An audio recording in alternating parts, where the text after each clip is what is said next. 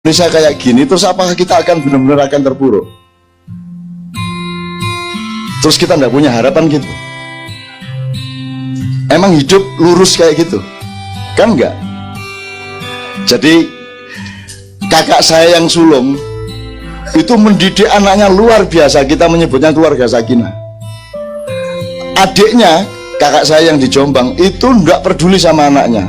Ibunya juga gitu. Anaknya nangis kayak ngapa mau cokoran deh. Wes hasilnya aneh. Yang dicuekin bapak ibunya ini mandiri, jago, dasar. Yang dididik secara keluarga sakinah penuh perhatian tiap hari itu jadi anak yang tergantung. Jadi gak mesti anggitmu rek, gak mesti pendidikan itu jangan GR. Emang Allah bukan pendidik utama anak-anakmu. Kamu kan cuma dititipi, tapi pendidik utamanya adalah Allah. Allah yu'alim, alamal insana malah lam ya'lam. Jangan GR, Allah gurunya, kita asistennya, kita mengawal, kita fasilitatornya, tapi Allah gurunya. Allah juga punya rencana pendidikan sama anak kita. Sekolah bukan satu-satunya. Anak saya tuh yang kecil tadi aja itu sekolah itu toleransi bagi dia. Kan dia nggak mau sekolah, akhirnya oke, kompromi sekolah. Tapi Bu, saya tanya satu sebelum saya berangkat sekolah, tolong dijawab. Iya apa nak? Kenapa sih harus ada guru segala? Loh ya sekolah kan harus ada gurunya. Iya, kan ada ayah sama ibu, kenapa harus ada guru?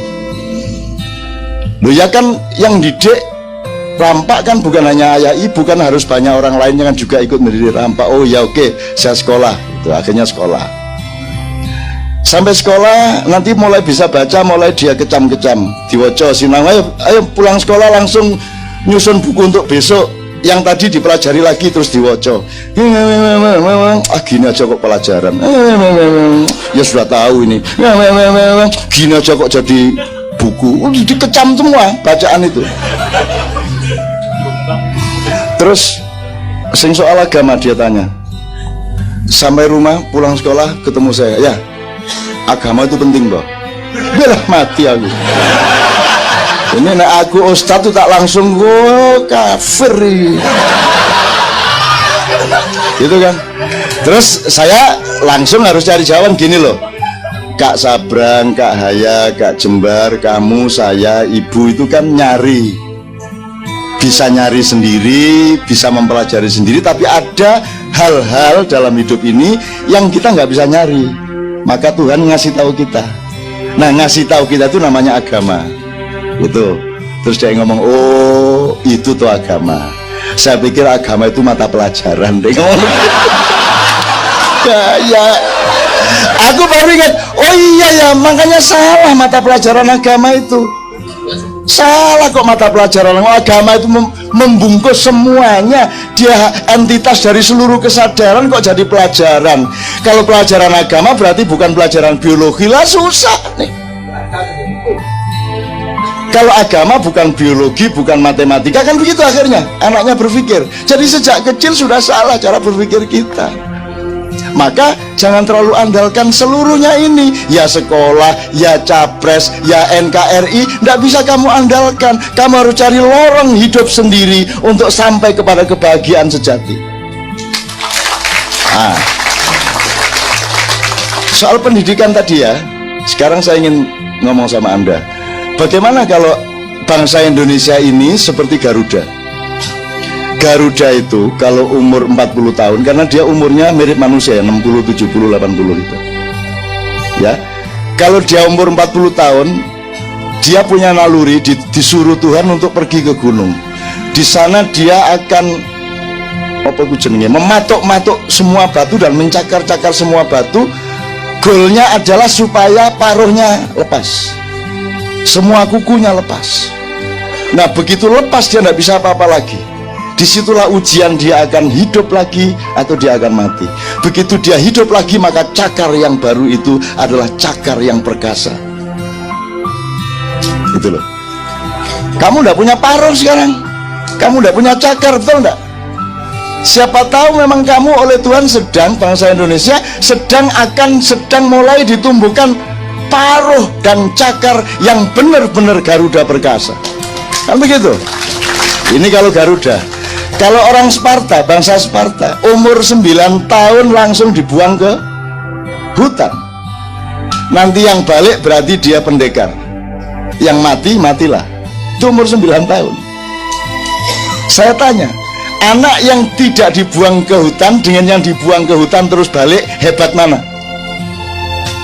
Hebat yang dibuang ke hutan. Sekarang saya tanya, Anda ini sama pemerintahmu dibuang ke hutan apa dipelihara? Enggak dibuang, cuman ganok nggone akhirnya melayu nang alas kan gitu. Jadi saya tanya, berarti lebih sakti mana bangsa Indonesia atau bangsa lain yang dipelihara dengan baik? Bangsa Indonesia. Itulah sebabnya Ma'iyah tahan seperti ini. Gitu? Jelas ya? Tarsan no. Ma'iyah Tarsaniyah gitu. Oh, Tarsan tuh dahsyat toh. Enggak gampang. Masa Tarsan masuk angin? Enggak mungkin. Tarsan mencret tuh. Gak ono Tarsan kok mencret. Dia tangguh luar biasa. Dan Anda punya ketangguhan yang tidak sampai 2 minggu bisa recover gempa. Dari gempa yang begitu dahsyat. Tidak sampai 2 minggu loh, saya Sri Sultan Mbah Marijan Bupati Bantul mengumumkan Jogja mandiri, Bantul mandiri, tidak perlu lagi ada bantuan nasional maupun internasional. Kita umumkan di pusat gempa di Pleret. Dan di Bantul berdiri lagi rumahnya, dan sehari setelah gempa itu sudah tidak ada orang cemberut lagi. Guyang guyu, cengenges, ketemu saya Cak, alhamdulillah. Kok alhamdulillah pi, rumah saya diterima oleh Allah Subhanahu wa taala. Ngono. Coba itu kan tingkat kesadaran, Mas. Bener nggak? Tingkat kesadaran. Bukan rumah saya hancur, dia bilang rumah saya diterima oleh Allah. Baru saya bikin, belum saya tempati 1 minggu sudah diterima sama Allah, Cak. Loh, itu tingkat kesadaran.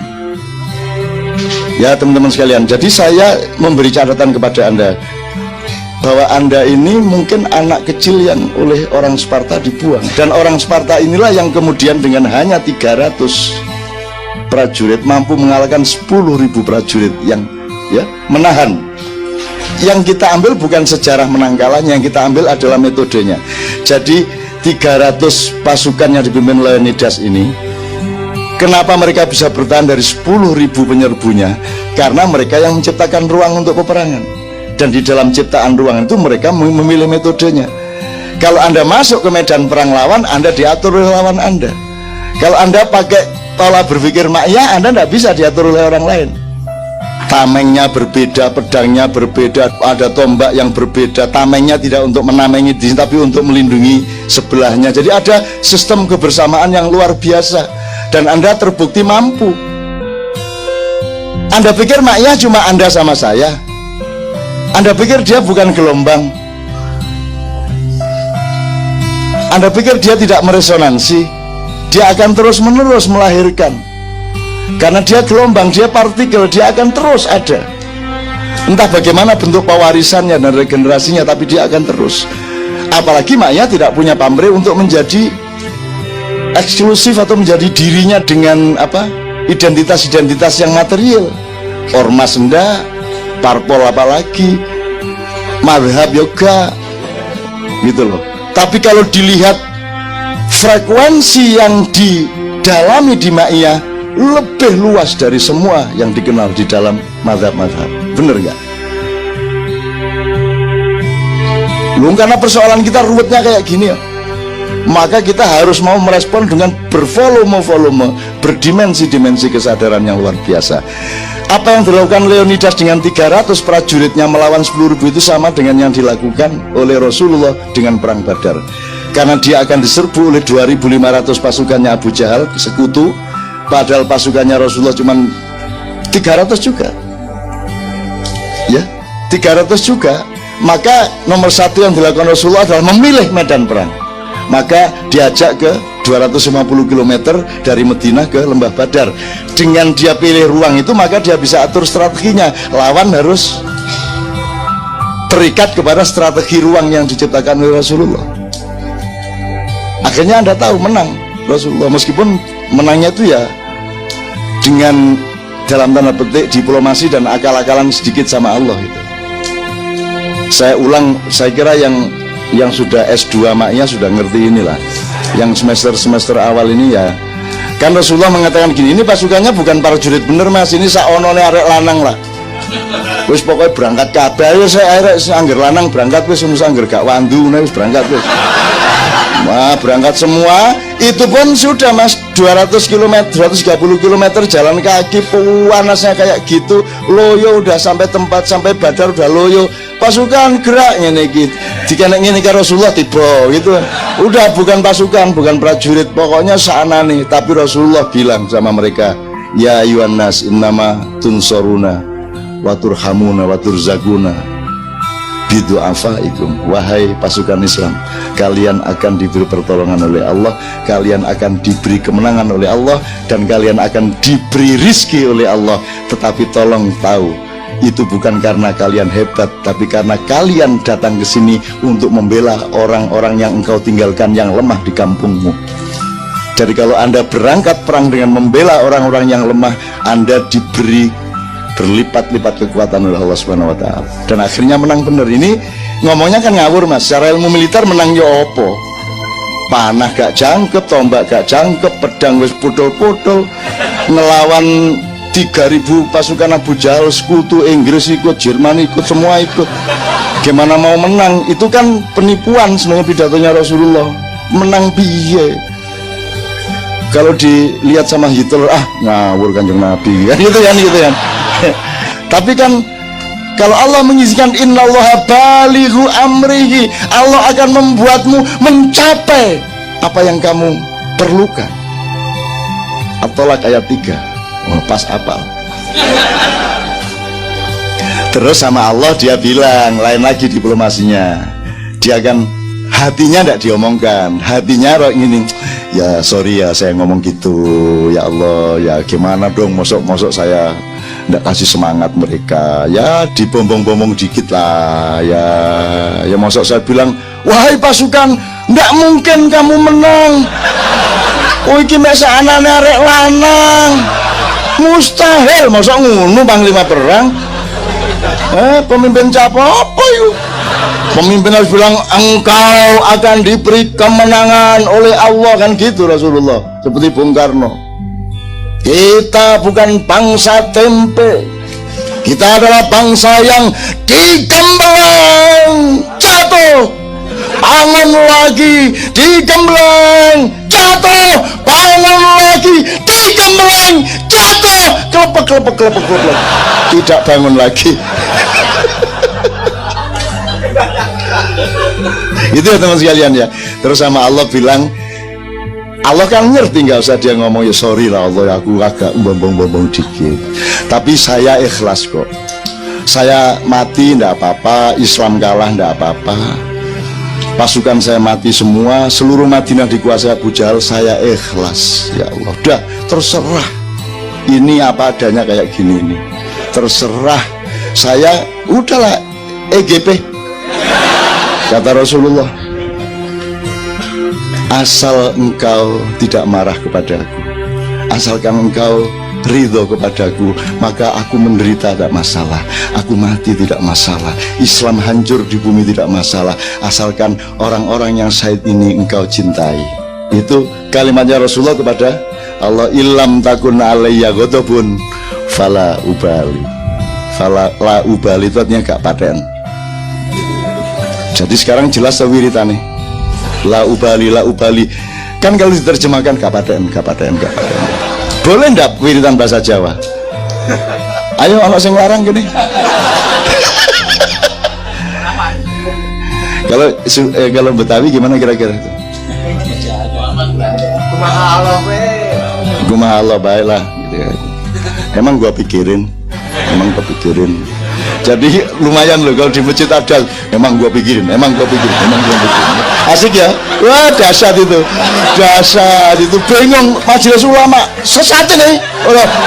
Emang gua pikirin kok sesat. Aku tidak mau mikir dunia karena aku hanya memikirkan Allah, kok sesat. Bener nggak? Emang Allah studi bahasa Arab, sehingga harus ngomong ke Allah dengan bahasa Arab, kecuali dalam sholat. Itu karena kita cinta sama Allah, taat berbahasa Arab dalam sholat. Tapi setelah sholat berdoanya bahasa Betawi tak apa-apa,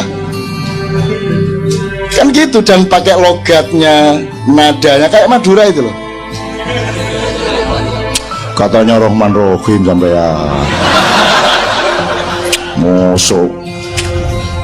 Mana Rahmannya? Gusti Allah kate muri-muri ya opo arek iki. Orang Madura itu gak bisa diapa-apain. Bupati itu dikasih gratifikasi itu, mau diinterogasi KPK itu marah. Interogasi apa ini? Bapak kan dapat gratifikasi. Siapa yang dapat gratifikasi? Loh, Bapak sebagai bupati. Tidak ada bupati dapat gratifikasi. Yang dapat hadiah ini kiainya. Saya kiai.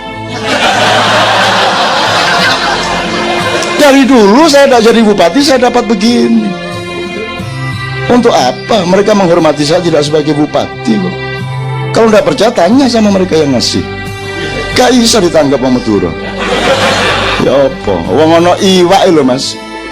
Perahu Madura sampai ke Laut Malaysia, ditangkap oleh Malaysia. Anda melanggar teritorial apa?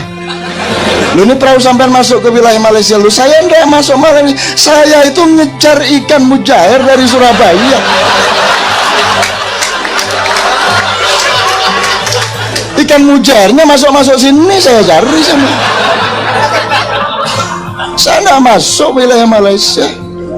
Sampai kalau nyalakan, salahkan mujairnya, kenapa sih? Masa mau Madura kalah kabeh. Dodol salah cilik saopel-opel ini regane larang. Wong wedok sing protes terus dari sini dodol sambian niku ayu tapi upile sak salah-salah.